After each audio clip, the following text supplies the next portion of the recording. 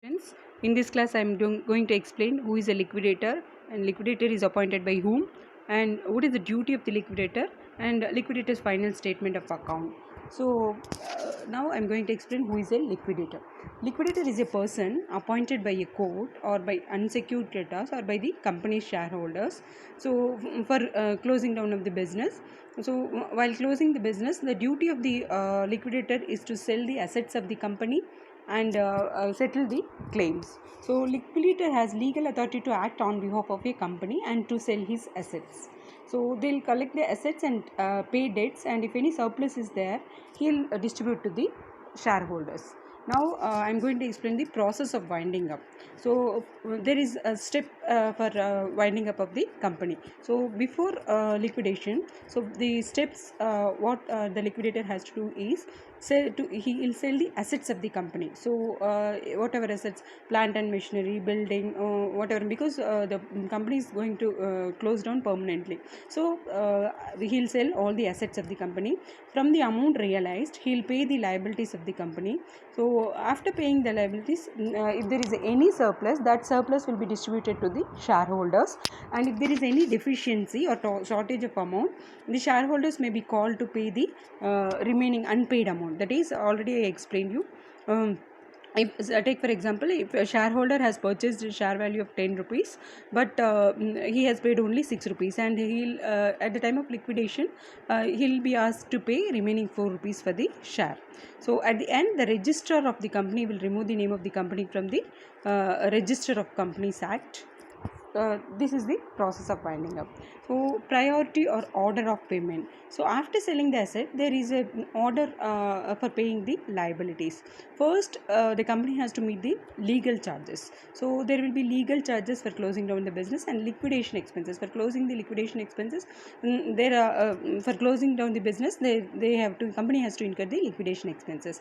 Now liquidator's remuneration. So since the liquidator is a person, not the he is appointed by the company or court or creditors, he'll be given remuneration on three amounts. So you have to remember that three amounts.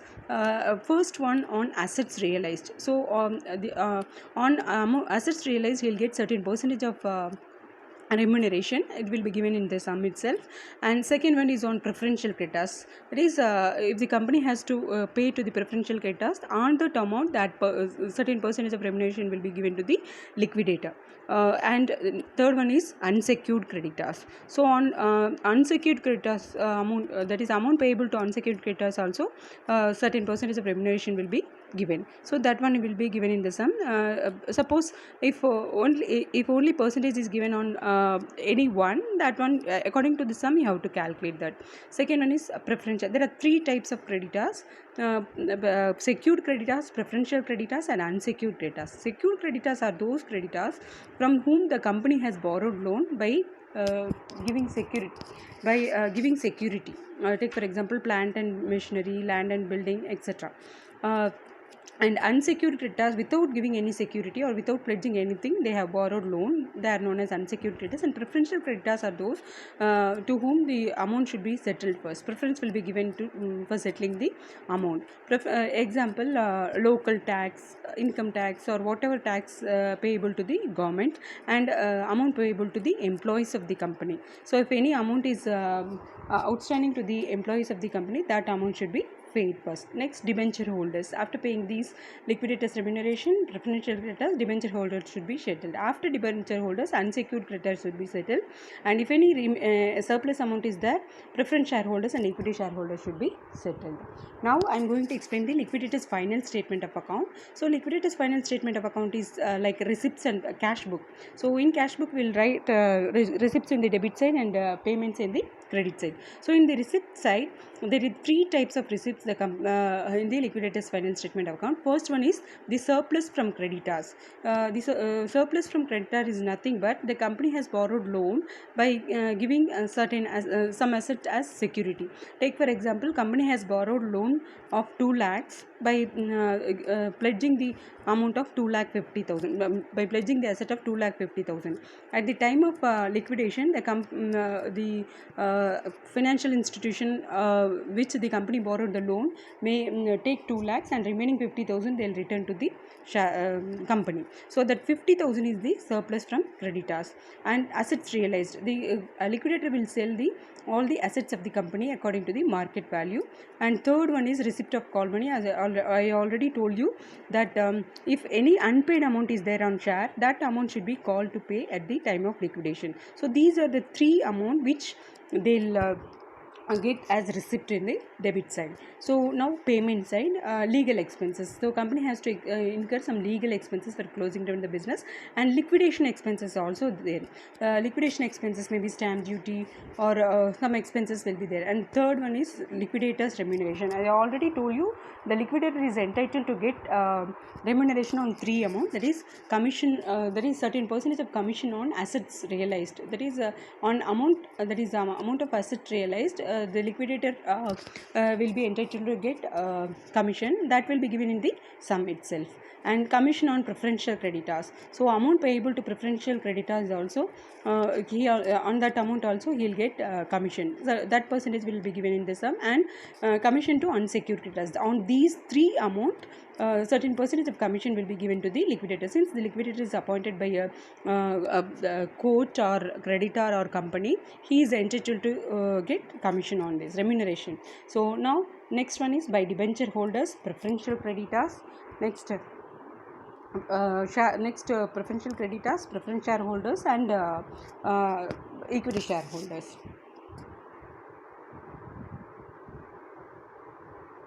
Now based on this format, I am going to explain a sum. In this sum, a liquidator is entitled to receive the remuneration at the rate of 2% of the assets realized.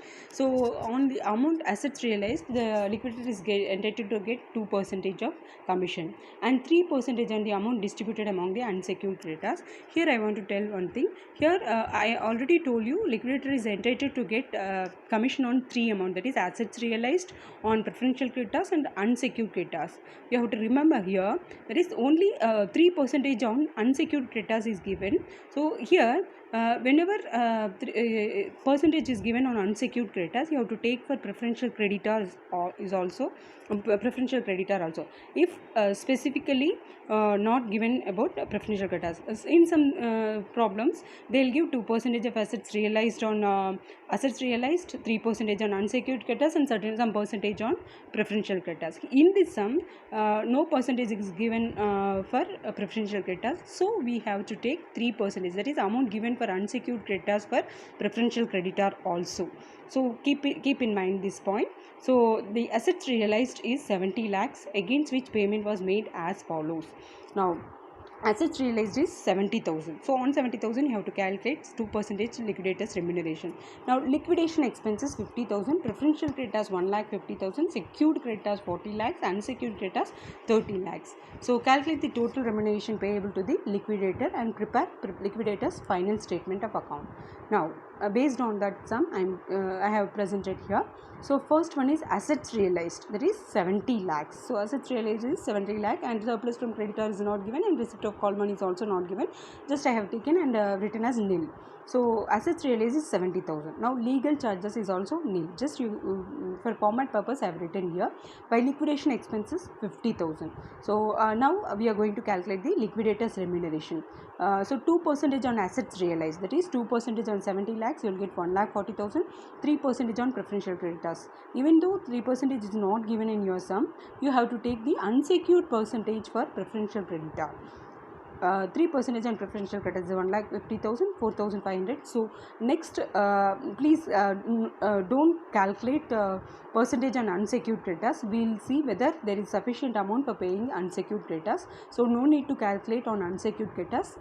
Now by first next you have to pay preferential creditors, that is 1,50,000, secured creditors 40 lakhs. So here I want to mention one thing. So what is the amount payable to the unsecured creditors? 30 lakhs. but we are having only an amount of 26 lakhs 55,500, but we payable amount is 30 lakh, but after settling all the claims, we are having only 26 lakh 55,500 rupees. So since there is shortage for paying to the unsecured creditors, you have to calculate that 26 lakhs 55,500 into 3 divided by 100 plus 3. That is, if there is any shortage for paying unsecured creditors, we have to add percentage in the denominator. So you have to take 26 lakhs 55,500 into 3 divided by 103. So you will get the commission amount as 77,345. Here we have calculated liquidator remuneration on assets realized 2%, on preferential creditors 3%, and on unsecured creditors. Actually, if there is surplus amount, we have to calculate on 30 lakhs into 3 by 100, but since there is deficiency for paying to the unsecured creditors, we have added percentage in the denominator. That is, we are having only 26 lakhs 55,500, 3 into 3 103. So total amount, total commission payable, total remuneration payable to the liquidator is 2,21,845. Next, after deducting from 26 lakhs 55,500, you have to deduct the commission 77,345.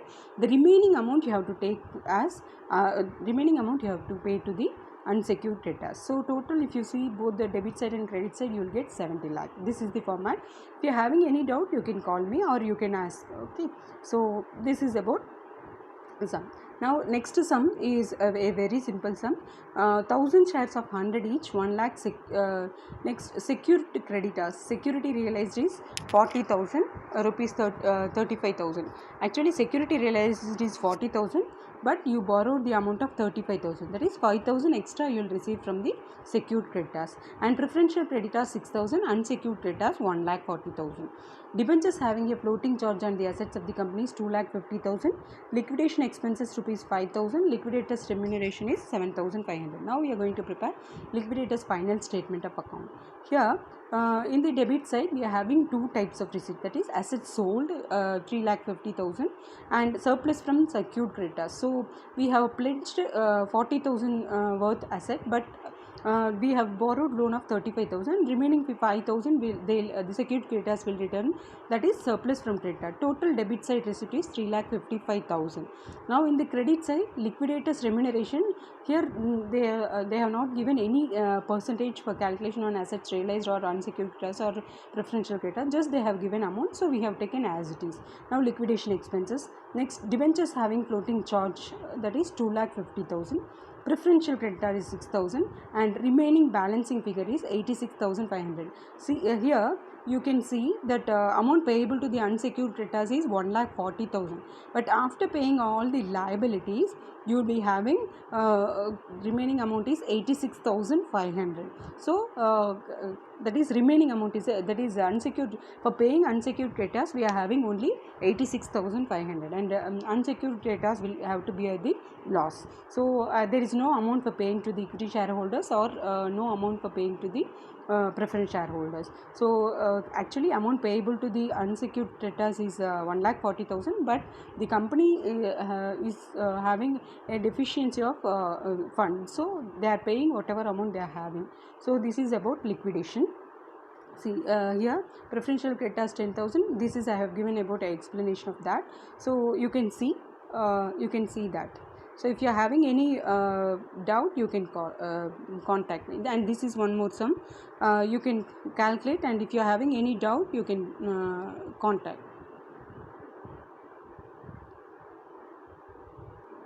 Last sum is for your understanding purpose. If you please see that. If you are not able to understand, you can call me or you can message me.